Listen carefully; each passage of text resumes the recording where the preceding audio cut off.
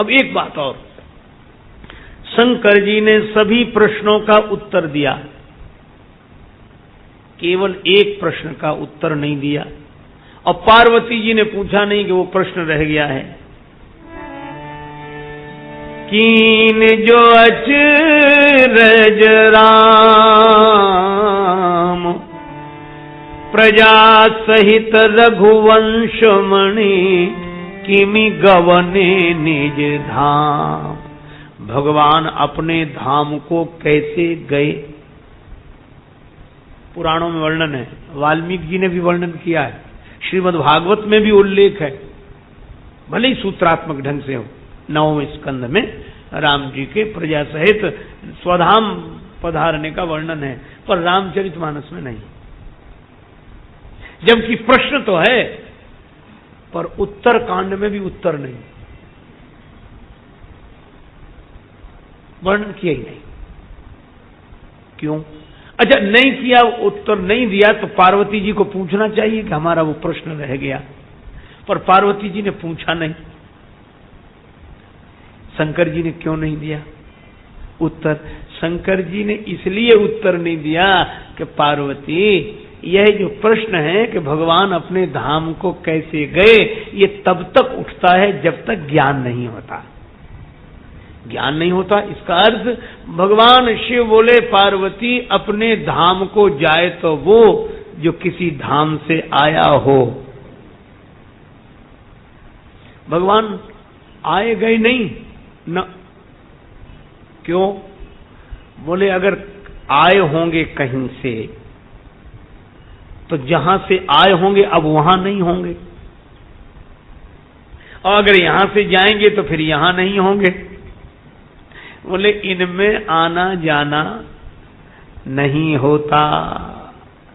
अच्छा देखो, जैसे कोई कमरा बनाए तो सब सामान लाता है मकान बनाने के लिए, सीमेंट, ईंट, पत्थर, लोहा, सब, दरवाजा, खिड़की। अच्छा, जैसे अब यही मकान बना हुआ है, जो बना है उसमें सब सामान लाया गया होगा, तो जो बना है वह तो सामान लाया गया, पर इस बने बनाए में जिसमें हम बैठे हैं, यह जो पोल है, इसको बनाने के लिए क्या लाया गया सामान है? बोले सामान ये तो बनाई नहीं गई।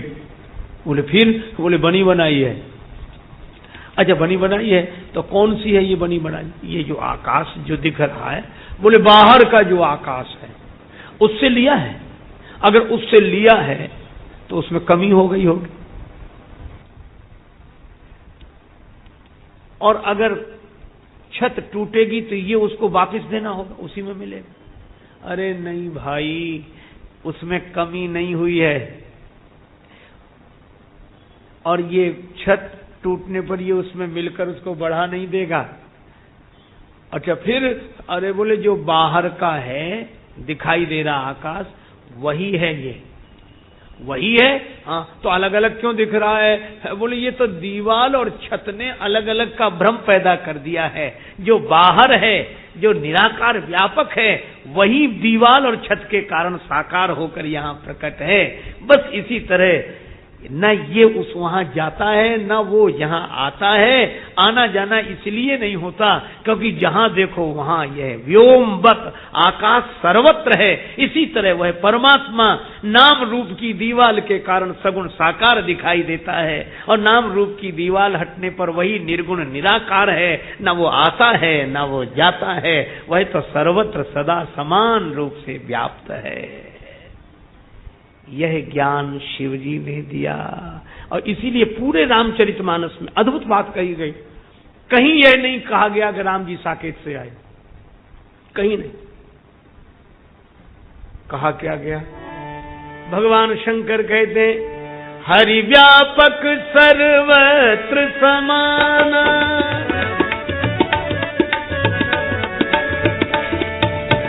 प्रेम ते प्रगट हो ही मैं जाना।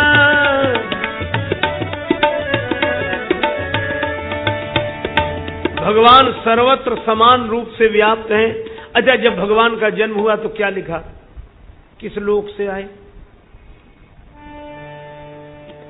यही प्रभु प्रगट सो अवसर भयऊ, भगवान के प्रकट होने का अवसर आया तो कहां से आए? सुर समूह विनती करी पहुंचे निज निज धाम, जग निवास प्रभु प्रगटे अखिल लोक विश्राम। जगन निवास, भगवान जग में ही हैं, भगवान जग में ही हैं, और इसीलिए बड़ी सुविधा हो गई। सब जगह हैं, इसलिए हम लोगों को बड़ी सुविधा हो गई। क्यों? बोले भगवान को पाने के लिए कहीं जाने की जरूरत नहीं है। जरूरत तो वहां पड़े जो यहां हो और वहां ना हो, या वहां हो और यहां ना हो तो वहां जाना पड़े। जब सब जगह है तो आप जहां हैं वहीं प्रेम से प्रार्थना करें, भगवान प्रकट हो जाएंगे आपके मन में, आपके जीवन में, सर्वत्र। यही भगवान शंकर ने कहा कि वह जो सच्चिदानंद तत्व है, वह ब्रह्म तत्व ही सगुण साकार रूप में श्री राम जी के रूप में है। इसलिए रामचरितमानस का प्रतिपाद्य विषय है, यही मह आदि मध्य अवसाना प्रभु प्रतिपाद्य राम भगवाना। तो भगवान शंकर ने पार्वती जी को राम जी का स्वरूप समझाया, इसीलिए पार्वती जी ने फिर यह प्रश्न किया। पार्वती जी बोली, तुम कृपालु सब संशय हरेऊ, राम स्वरूप समुझ मोहि परेऊ। मुझे राम जी का स्वरूप समझ में आ गया। भगवान शंकर बोले, स्वरूप समझ लिया? बोले हाँ। तो बोले अब रूप की कथा सुन। और तब भगवान शिव ने सुनी शिव के भ्रम भंजन बचना, मिटी गए सब उतरक के रचना, मिटी गए सब पुत्रक के रचना।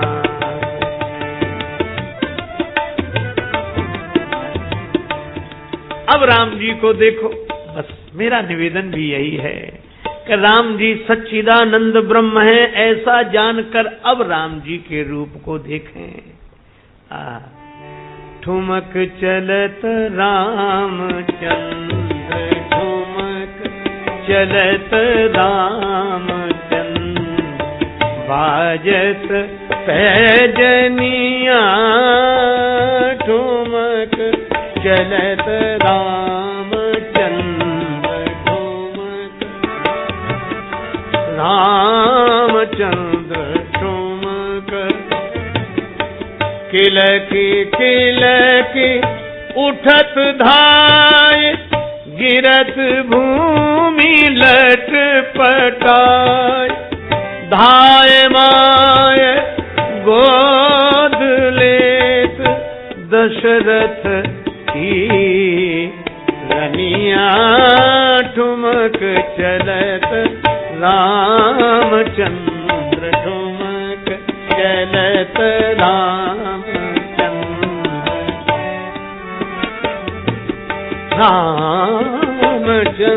ठुमक ठुमक चलत चलत ठुमक,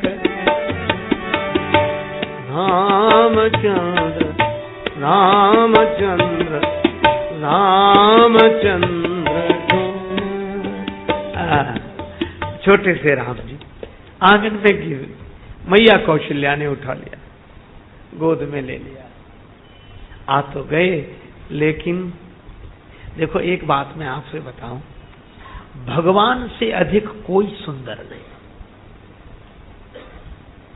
काम सबसे ज्यादा सुंदर कहा जाता है, काम, इसलिए काम का और सुंदरता का बड़ा अभिन्न संबंध है। लेकिन आप उन भगवान की सुंदरता की कल्पना कीजिए जहां लाजई तन शोभा निरखी कोटि कोटि सत काम, जहां 100 करोड़ कामदेव लज्जित हो रहे हो जिस सुंदरता को देखकर। हमारे राम जी की कैसी सुंदरता होगी। एक आदमी बोला, तब तो भक्त उस सुंदरता को देखकर प्रेम से नाचने लगता होगा। अरे हमने कहा जाने दो भक्त की बात, भगवान मालूम कितने सुंदर है। एक दिन राम जी ने अपना रूप देख लिया। कहा? महाराज दशरथ के मणिमय आंगन में जो खंभे हैं रत्न जटित, उन रत्न जटित खंभों में अपना रूप देखा, और जो रूप देखा तो भगवान इतने मगन हो गए, इतने मगन हो गए।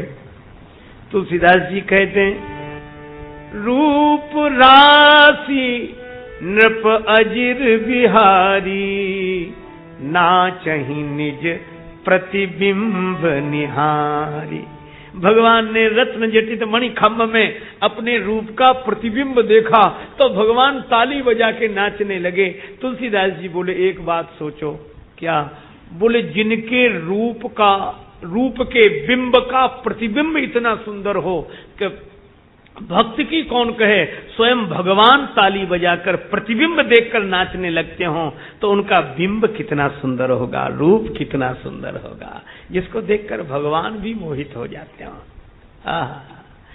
इसीलिए भक्तों ने यही याचना की है कि प्रभु अगर एक बार आप दिख जाओ, आपका दर्शन हो जाए, तो फिर और किसी सुंदर को देखने की चाह ही मन में नहीं रहेगी। सहज सुंदर सामरो, राम जी अत्यंत सुंदर हैं, उन जैसा सुंदर और कोई नहीं। इसीलिए तो भक्त दर्शन की लालसा करते हैं। प्रभु एक काम करो ना, हम आप तक नहीं पहुंच रहे, आप ही आ जाओ। जिस दिल में आपकी याद रहे, प्रभु दिल मेरा वह दिल कर दो, और राही न सही मंजिल की तरफ, राही की तरफ मंजिल कर दो। इसीलिए कहा, जहां राम तहां काम नहीं। जो भगवान को एक बार देख लेते हैं बस निहाल हो जाते हैं, धन्य हो जाते हैं। इतने परम सुंदर लोकालय के ललाम श्री राम को मैया कौशल्या ने गोद में ले लिया, और उन परम सुंदर श्री राम जी ने, अब देखो लीला, चंद्रमा की ओर देखा, मैया से हठ करने लगे, चंद्रमा चाहिए मुझे, तो चंद्रमा चाहिए। और ये कवितावली रामायण में तुलसीदास जी ने लिखा, कबहू ससी मांगत आरी करें, मणि खंभन प्रतिबिंब निरखी प्रभु, कबहू मगन हुए नाचे, पकड़ी मातु अंचल चंचल मन, कबहू चंद्रमा जाचे, तो तरी बानी श्रवण करि हर सत मन महारनिया, अंगनैया बिहरे राम लला, रुन झुन रुन झुन बाजे पग पैजनिया, अंगनैया बिहरे राम लला। तुलसीदास जी कहते हैं कि हमने राम जी को देख लिया। तुलसीदास जी कहते हैं हमने राम जी को देख लिया।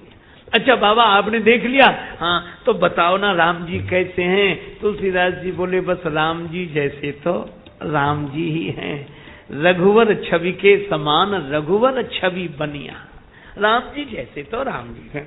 अच्छा तो कब देखा आपने राम जी को? बोले राम जी जब आंगन में क्रीड़ा कर रहे हैं और मैया कौशल्या से चंद्रमा मांग रहे हैं, कबहू शशि मांगत आरी करें, और वो तोतली बोली में बोल रहे हैं। अच्छा तो आपको कैसा लगा?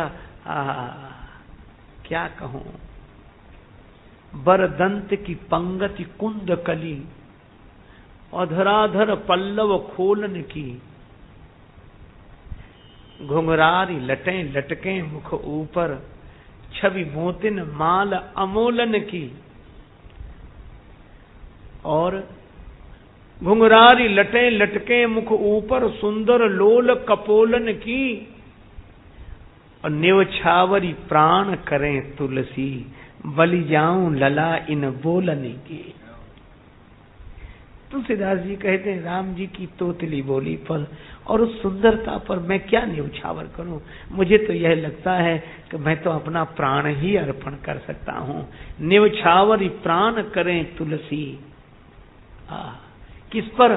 बरदंत की पंगति कुंद कली, मधुराधर पल्लव खोलन की, चपला चमके घन बीच जगे, छवि मोतिन माल अमोल ब्रह्म है। राम जी जब हंसते हैं ना तो कैसा लगता है, बोले ये मेघ की तरह श्याम वर्ण है श्री राम जी का, और जब मुस्कुराते हंसते हैं तो ऐसे लगता है जैसे बिजली चमक गई है। चपला चमके घन बीच जगे, छवि मोतिन माल अमोलन की, घुंघरारी लटें, तो ये मेघ की तरह श्याम वर्ण, ये घुंघराल लटे, बोले ये काले काले बादल की तरह, सुंदर लोल कपोलन की, और ये सुंदर मुखारविंद, निवछावरी प्राण करें तुलसी, बलि जाऊं लला इन बोलन की। अच्छा, चाहते क्या हो भगवान? एक प्रार्थना कर रहा हूं क्या? तुलसीदास जी विधाता से भी वरदान मांगते, हे प्रभु अगर मुझ पर प्रसन्न हो तो एक काम कर दें। क्या?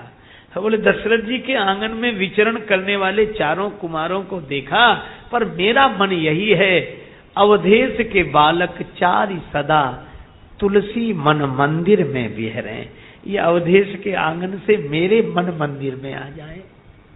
और सचमुच जीवन की सच्ची सार्थकता यही है कि मन अगर भगवान में न रमे तो भगवान मन में रहने लगे।